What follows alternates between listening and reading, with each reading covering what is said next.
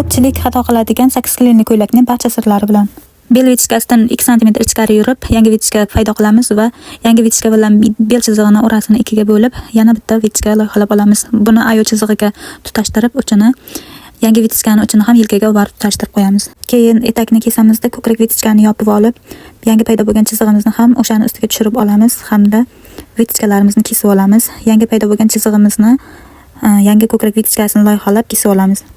Kichkina relyefimizni ham vichkalarga qo'shib kesib olamiz.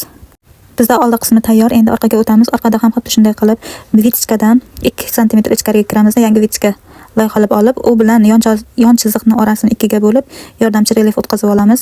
Ko'krak vichkani ham relyefni ichiga o'tkazib olamiz. Asosiy relyefimizni ham yon tomonga qaytarib chiroyli forma berib olamiz hamda vichkalarimizni kesib, bir-biridan ajratib olamiz. Vichkalarni ajratib, etagimizni yoyib olamiz. Etakning kengligini ixtiyoriy qilishingiz mumkin. 20-30 sm yoki matoni sarfiga qarab 10-15 yoki undan ham ko'proq qilishingiz mumkin. Bu dizayningiz va fasoningizga bog'liq.